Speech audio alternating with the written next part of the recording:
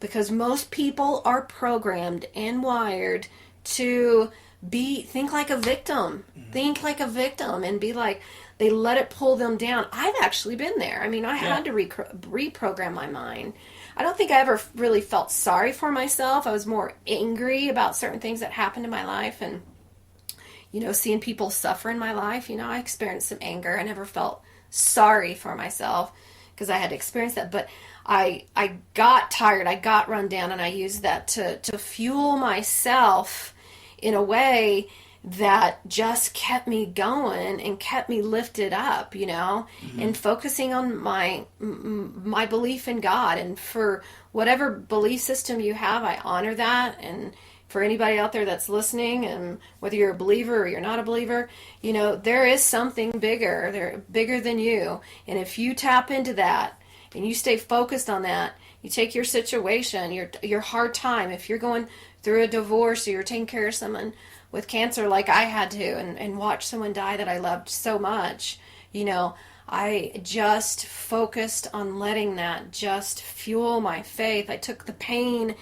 and took the opposite of that and helped it fuel me to keep going. Because nothing lasts. No hard time's gonna last forever. It's temporary. So you must keep that in mind and have that attitude of, this is temporary. It's gonna be over soon. And, and just take, for every negative, there's an opposite. So that is always on my top of mind awareness. If I'm dealing with negative people one day in a challenging day, then what I do is what is the opposite positive of that? And I take that, and that fuels me. And people are even asking me, like, how do you just stay so strong about things? How do you stay so this and that? And I'm just like, I keep the positive in mind. Mm-hmm. That's what I do with any really situation. Positive, very positive. Well, and it's not. Yeah, it's just to keep a good attitude through things, because I know it's not going to last. So I would encourage people to do the same thing. Mm-hmm. I want to sidetrack a little bit, and I want to talk more about the actual intention of the podcast. And I just want to let all the listeners know that I'm guessing our intention is that at the beginning of the week, the listeners will listen to this podcast, and they'll have some inspiration to start out with for their week. Yeah, absolutely. So every podcast is, of course, this is the kickoff podcast, just describing, how I want to use it as a tool, and how we're, it's just really just, what did you call it earlier? The pilot? Like a pilot episode of a TV show. Yeah, absolutely. So, there's a lot I've got to learn, everybody. There's so much I got to learn. This is my first one, and I knew it wasn't going to be perfect. I was probably going to be all over the place, and you know what? I'm okay with that, because I know it's going to get better. It's going to get way better. And I'm going to get better. So, anyway, but the whole purpose of this, each show, we're going to be interviewing people, and talking to them about their story. So we're going to do a show on courage, and and we're going to do a show on how to take your business to the next level, and how to take any situation and just turn it around. I got a brilliant idea for a show. What? We should do a cooking show. Yeah, absolutely. Definitely. Audio. We'll definitely be talking about food, just because I love to cook. So I think I'm getting hungry. Yeah. Yeah, so I'm really excited, everybody, and I know that this is really going to be an amazing adventure, and I'm always going to be raw and real and authentic. It's not going to be a type of show that's so perfect and scripted. That's not how I function. I have to be able to thrive and be able to give something to somebody that's real. I have to be authentic, and I know this will get better as we go, but there's all kinds of topics and all kinds of things that I want to share. I want to talk about health and wellness and network marketing and traveling, and just stepping into your power and owning your life and taking responsibility and just taking your life to a whole new level. My main goal is to really help people take their life to a whole new level. So this show is definitely going to be positive. Everything that you hear on this show is going to be 100% positive, folks. Yeah. 100%. So when you tune in, we're not going to be talking about politics. No politics. No politics. And no religion. Yeah. We're not going to be talking about religion.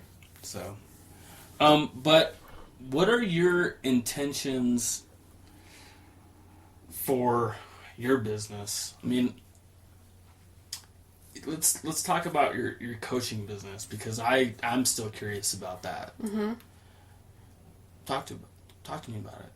Well, I mean, I've been a coach for a while, and I have, I've done mindset coaching, life coaching. Mindset coaching. Mm-hmm. Is the definition of that just trying to get people to change their mindsets, like helping them, giving them ways and tools? Yeah, basically, yes, yeah. Well, because everything starts with our mind, like we were talking about earlier. And, when I help somebody, when I assist somebody and guide them on their journey, it always starts with our thinking and our thoughts. And if they're open to new ways of thinking and using the tools, then, it works. It works. And I see people who are committed in doing it, and it's working, and because I mean, from what I've studied and the level of faith I have in the tools and the skills that I've learned and that I've helped people with, that's helped me, but it's up to them. It's a process. It's a journey. And, you can change your life, whether it's your health, whether it's taking your business to a whole new level, whether it's having more courage.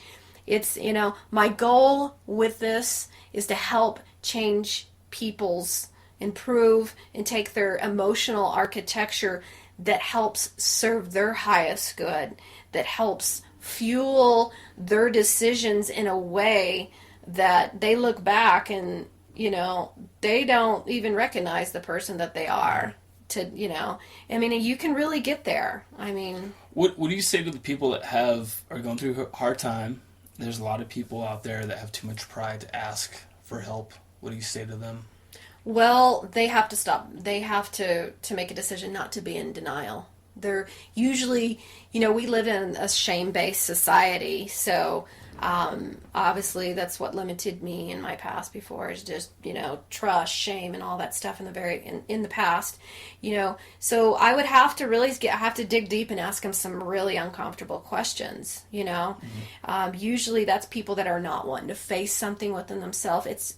Our issues are never outside of us. It's always in it. Every success in anything, whether it's just becoming a more positive thinker and not worrying, not stressing, not controlling, doing better in our business, making healthier decisions, that doorway swings inward.